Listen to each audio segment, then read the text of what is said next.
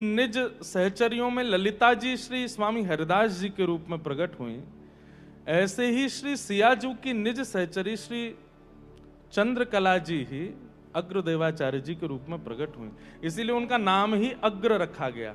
और ये नामकरण किसने किया? श्री कृष्णदास बिहारी जी ने नामकरण किया। और नामकरण में ही भेद कर, अग्र अली मतलब प्रथम प्रधान जो सहचरी हैं किशोरी जी की, अग्र कौन? श्री चंद्रकला जी। चंद्रकला जी ही श्री अग्रदास जी के रूप में प्रकट हुई हैं। श्रीमन रामानंदाचार्य जी महाराज जब पधारे, सब आचार्य चरण इस धराधाम पर मानव कल्याण के लिए पधारे, तब किशोरी जी ने आज्ञा करी कि आप तो आ गए हैं, सब और भी जन आए हैं, लेकिन जब तक सहचरी प्रकट नहीं होंगी तब तक चित्त को सुख नहीं मिलेगा। तब श्री अग्रदास जी महाराज पधारे। तो अग्रदास जी कौन हैं? ये किशोरी जी की निज सहचरी हैं चंद्रकला जी। चंद्रकला जी ही इनके रूप में प्रकट हुई। अब आप लोग विचार करेंगे, अब सबके समझ में आ जाए ऐसी भावना तो है, पर समझना पड़ेगा। कैलाश पर बैठे महादेव नित्य पुकार करते हैं, हे सर्वेश्वरी, हे चंद्रकले, मुंह पे रीझो, मुंह पे कृपा करो, मुंह पे अनुग्रह करो।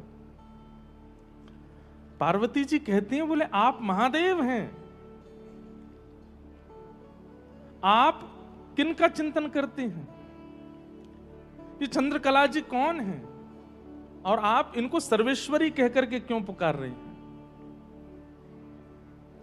तो महादेव बताते हैं, बोले कि जैसे प्रिया प्रियतम का निज प्रेम श्री ललिता जी हैं, ऐसे ही श्री सीताराम जी का निज प्रेम जो है वो चंद्रकला जी हैं। इसलिए जब प्रिया प्रियतम यदि भाव कहें तो आप श्याम सुंदर किशोरी जी को भी ले सकते हैं और रघुनाथ जी और श्री जी को भी ले सकते हैं।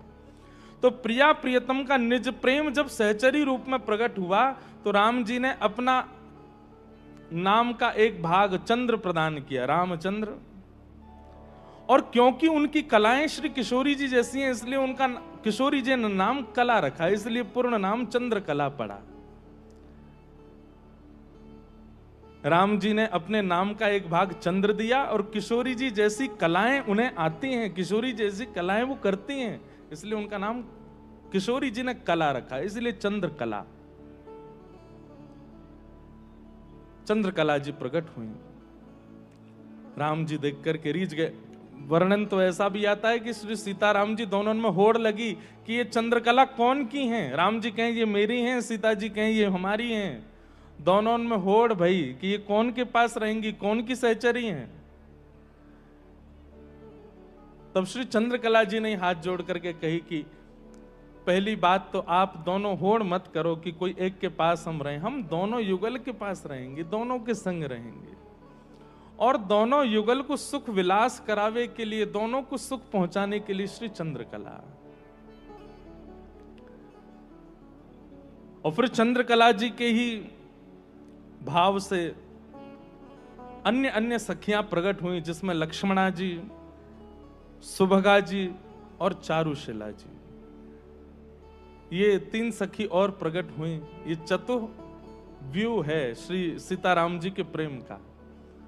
चंद्रकला जी, चारुशिला जी, लक्ष्मणा जी और सुभगा जी। इसलिए चंद्रकला जी जो हैं वो प्रधान सखी हैं। उनके सुख के लिए श्री सीताराम जी विहार करते हैं, इसलिए महादेव चंद्रकला जी की प्रार्थना करते हैं कि हे श्री चंद्रकला जी आप मुझ पर रीझो, क्योंकि आप रीझेंगे तब राम जी के निज निकुंज के भाव का मुझे अनुभव होगा। और फिर यही निकुंज की चारों सखियां ठाकुर जी के भाव से, ठाकुर जी के प्रेम के भाव के लिए स्वरूप धारण करके रामावतार में आए। दो प्रकार की लीलाएं ठाकुर जी करते हैं, एक निज लीला करते हैं और एक सबके सुख के लीला करते हैं। तो निज लीला में चंद्रकला जी हैं, चारुशिला जी हैं, लक्ष्मणा जी हैं, सुभगा जी हैं। ये निज जनों को ही समझ में आने वाली लीला है।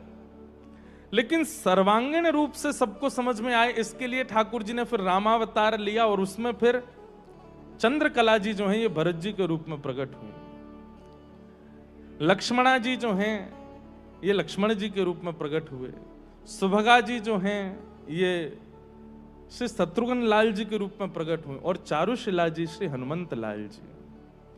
इस प्रकार ये सर्वांगीण रूप से सबको समझ में आने वाली लीला के लिए ये 4 रूप धारण किए। बाकी निज विलास के लिए निकुंज लीला में इनके सहचरी रूप हैं।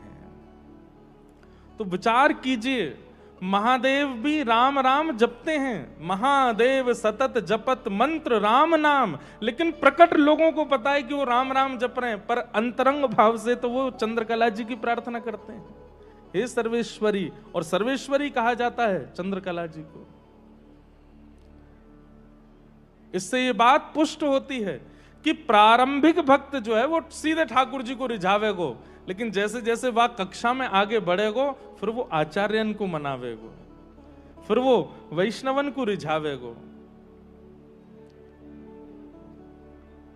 तो सीएपीएम मिलन महोत्सव, इस महोत्सव में हम क्या कर रहे हैं?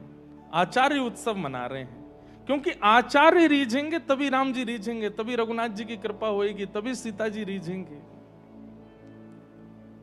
आचार्य उत्सव। जो लोग भक्ति भाव में प्रवेश मात्र करते हैं वो जन्माष्टमी मनाएंगे, वे राधाष्टमी मनाएंगे, वे रामनवमी मनाएंगे, वे जानकी नवमी मनाएंगे, लेकिन जो उस परिस्थिति में आगे चले गए वे आचार्य उत्सव मनाते हैं। कल श्री गोरेलाल कुंज वाले महाराज जी पधारे, लेकिन कथा तक नहीं विराजे। क्यों? आचार्य उत्सव चल रहा है, पहुंचना है, आचार्य प्रधान है। हमारे तटीय स्थान में तो जन्माष्टमी और राधाष्टमी नहीं मनती। जन्माष्टमी के दिन आचार्य उत्सव मनेगा, कोई आचार्य देव प्रकट हुए उनका उत्सव, और राधाष्टमी पर भी आचार्य उत्सव। आचार्यों की कितनी महिमा है, गुरुजनों की कितनी महिमा है, क्योंकि ये रीझेंगे तभी ठाकुर जी मिलेंगे, ऐसी भावना है। तो इस उत्सव का एक ही उद्देश्य है कि आचार्य चरण हमसे रीझ जाएं।